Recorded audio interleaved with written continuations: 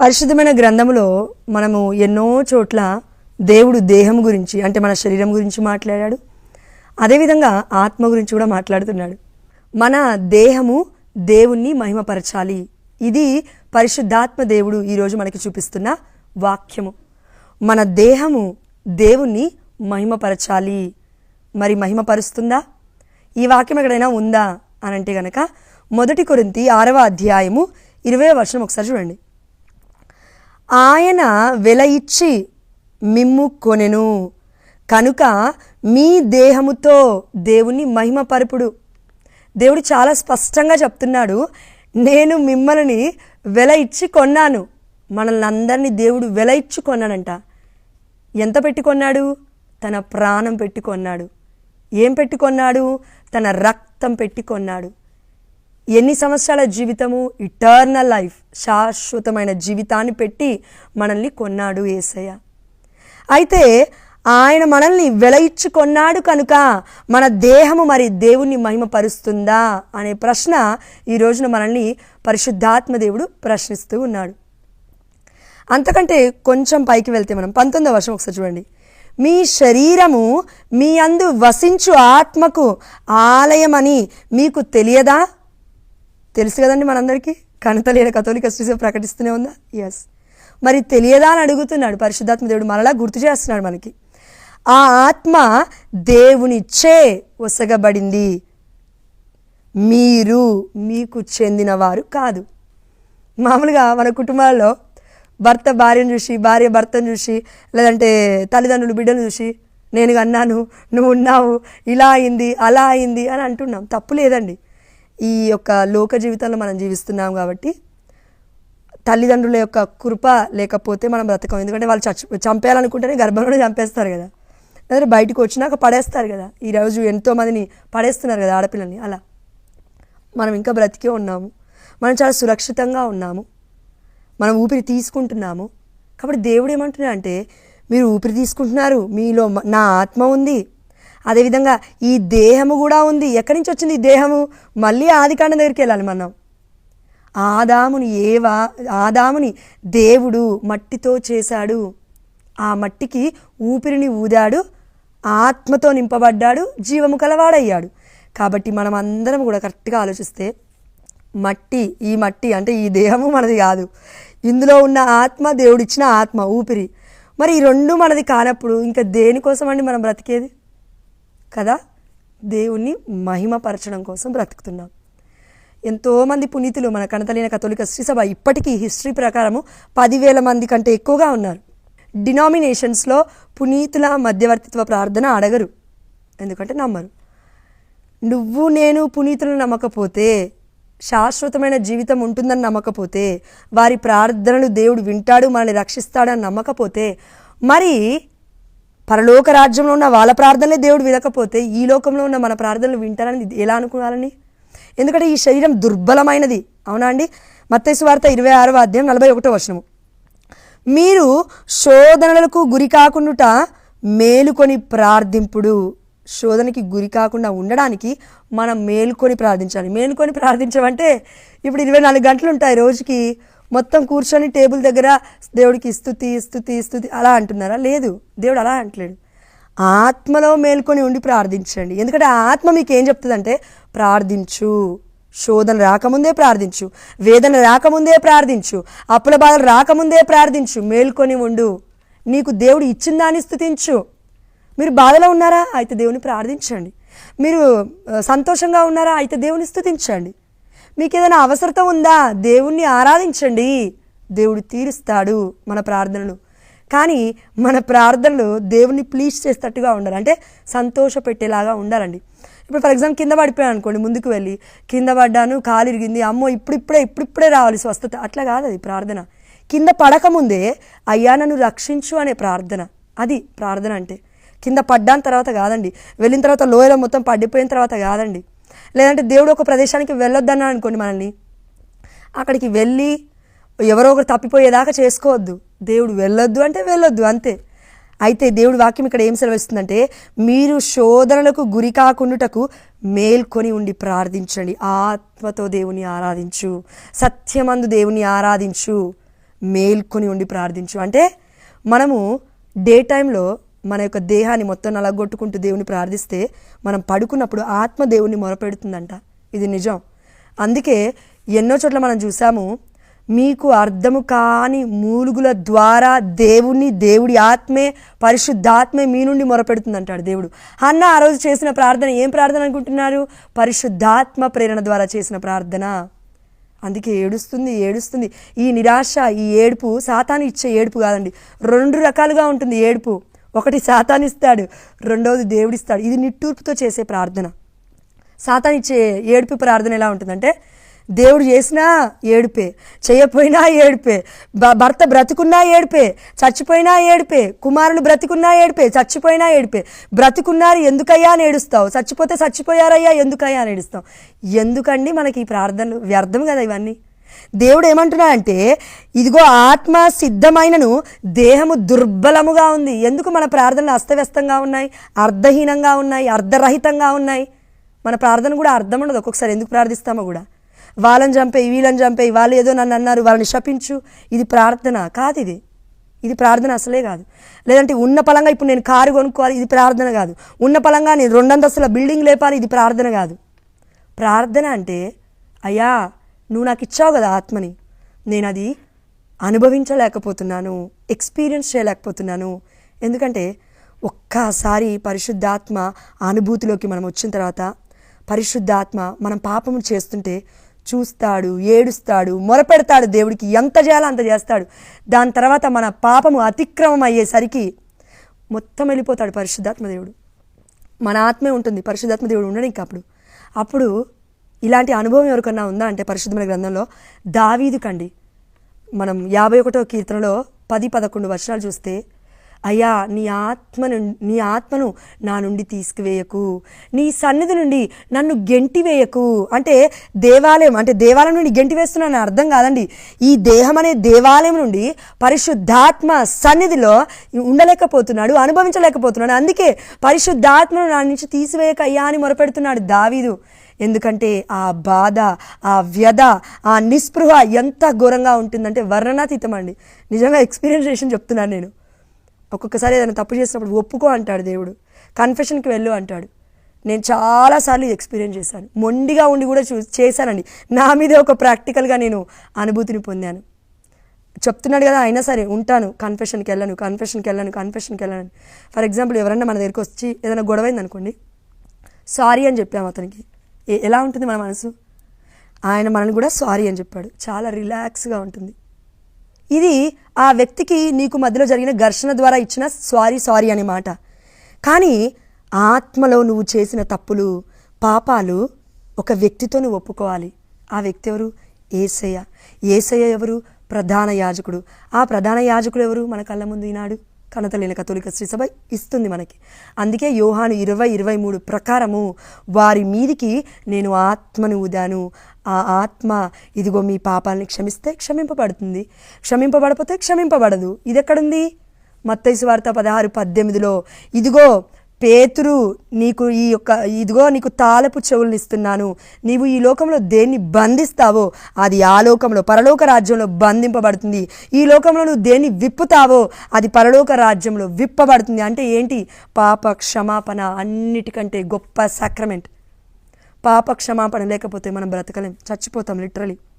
ఎందుకంటే పాపానికి వేతనము మరణమే కాబట్టి చచ్చిపోతాం, కుషించి మొత్తం చచ్చిపోతామండి.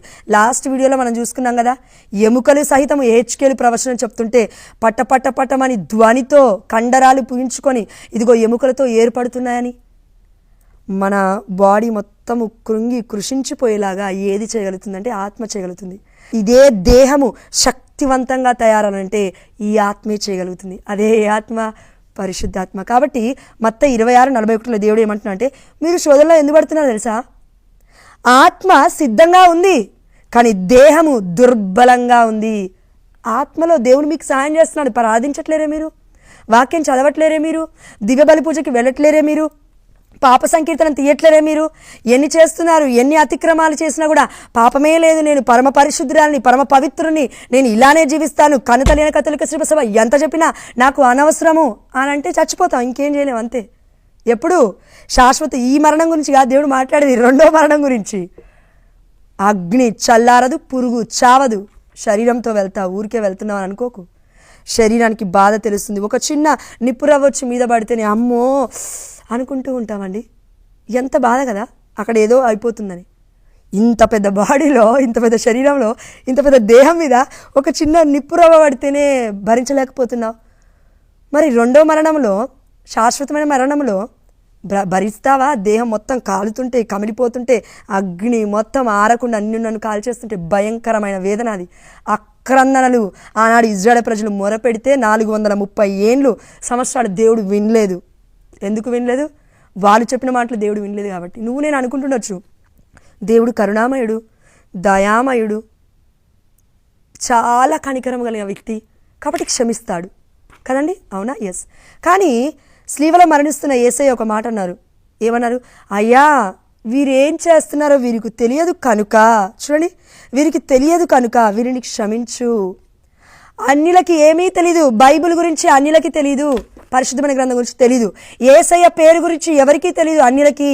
కానీ మనకు తెలుసు. కన్న తల్లి అయిన కథోలిక శ్రీ సభలో పుట్టు క్రైస్తవులము, లేదంటే జ్ఞానస్నానం పొందిన వాళ్ళము, అందరికీ యేసయ్య గురించి తెలుసు.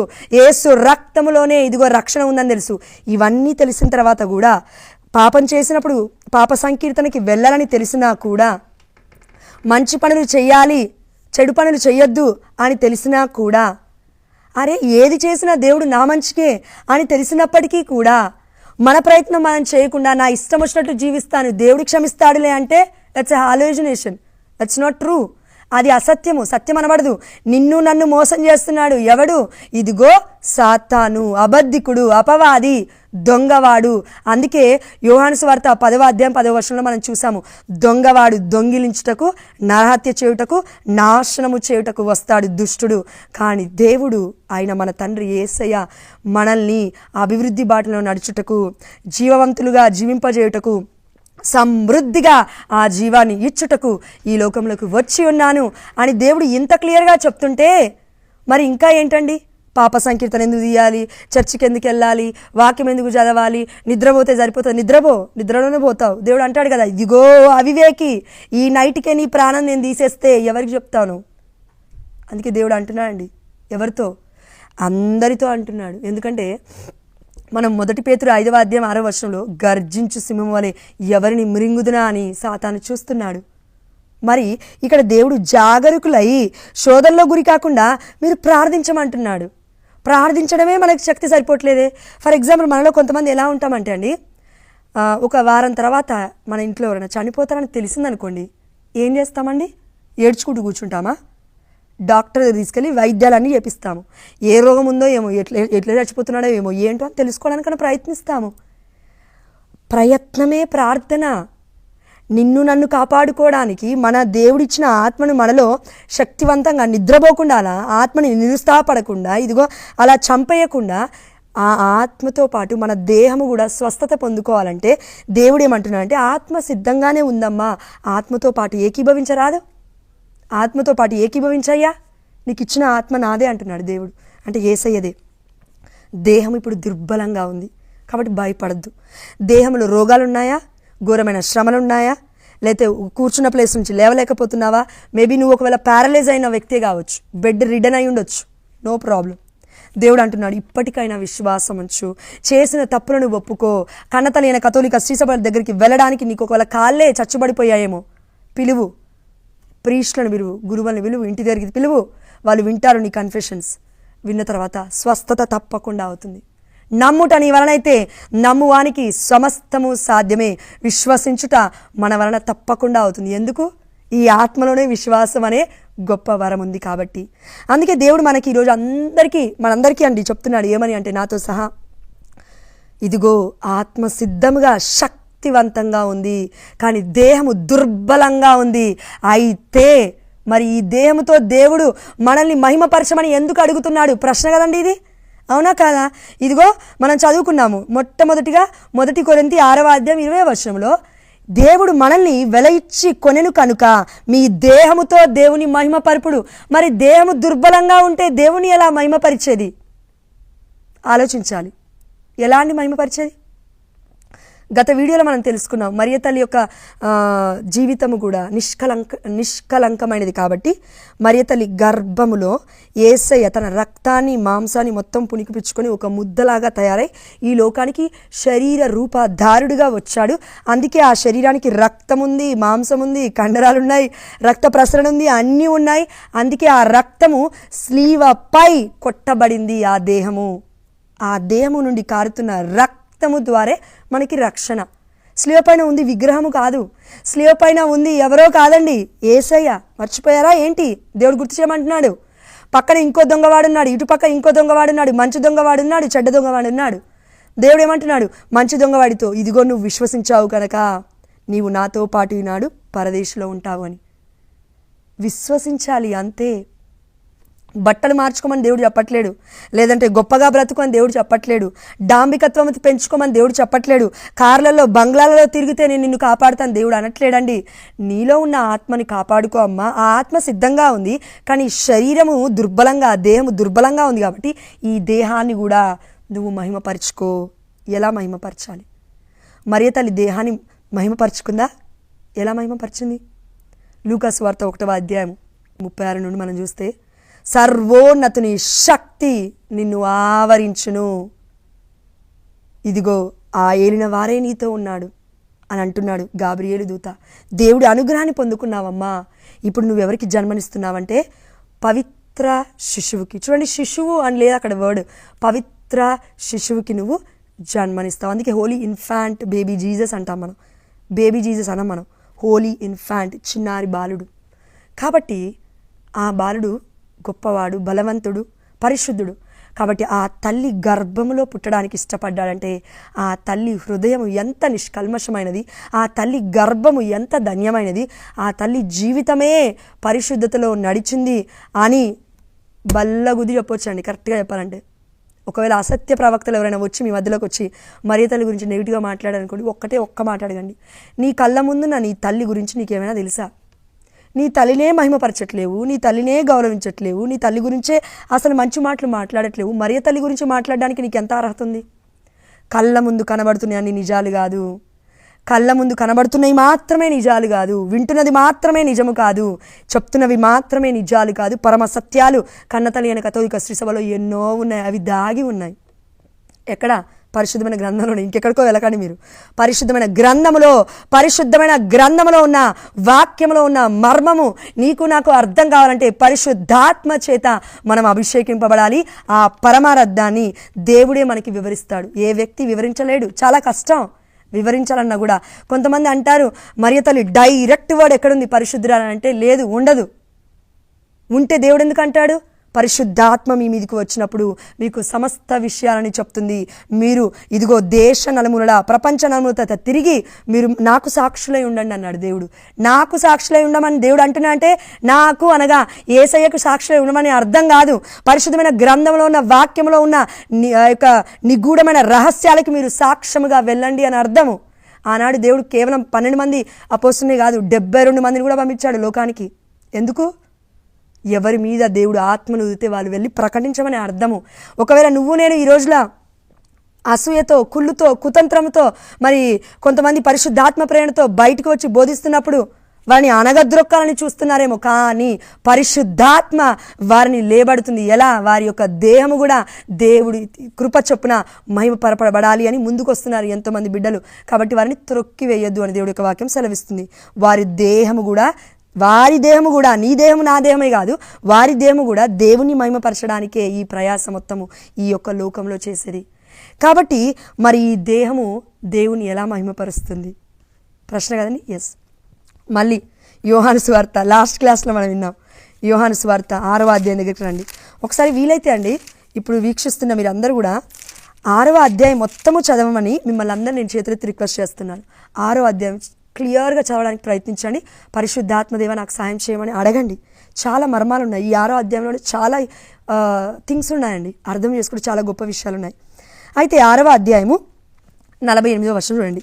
జీవాహారమును నేనే, ఆహారమును నేనే, ఆహారాన్ని నేనే. అవునండి. ఎస్, ఇది ఒకటి గుర్తుపెట్టుకోండి. జీవాహారము దేవుడే. 50వ వచనము, పరలోకము నుండి దిగివచ్చిన ఆహారం ఇదే, దీనిని భుజించువాడు మరణింపడు. పరలోకం నుండి ఆనాడు మన్నా వచ్చింది. ఏనాడు? ఇజ్రాయెల్ ప్రజల్ని కాపాడడానికి. 6 లక్షలకి పైగా ఉన్నారు. రెండో తరం అయితే 22 కోట్లకు పైగా ఉన్నారంటండి. హిస్టరీ చెప్తుంది, చరిత్ర చెప్తుంది. అంటే 2 తరాలు దాటిపోతూ ఉన్నాయి అప్పటికి. 40 సంవత్సరాలు అంటే ఒక తరం దాటుతుంది కదండి, అవునా? ఎస్. సో అక్కడ మన్నాని దేవుడు ఇచ్చాడు. అది ఏ ఆహారం అనుకుంటున్నారు? ఈ లోక ఆహారం కాదు, అది పరలోక ఆహారం. అది అంటే దేవదూతల ఆహారం. ఎక్కడుంది ఈ వాక్యము? కీర్తనల గ్రంథం 50-55 అధ్యాయాలు ఒకసారి మీరు చదివితే అక్కడ ఉంటుందండి. పరలోకము నుండి ఆనాడు దిగి వచ్చిన ఆహారము దేవదూతల ఆహారం మన్నా. ఈనాడు దేవదూతల ఆహారం కాదు, ఇది దేవుడే ఆహారమై ఉన్నాడు. ఈ ఆహారము పరలోకము నుండి దిగి వచ్చింది, దీనిని భుజిస్తే మీరు మరణించరు. పరలోకము నుండి దిగి వచ్చిన జీవము గల ఆహారమును నేనే అని మళ్ళా దేవుడు చెప్తున్నాడు. ఎందుకంటే మనం వినే పరిస్థితుల్లో మనం లేము.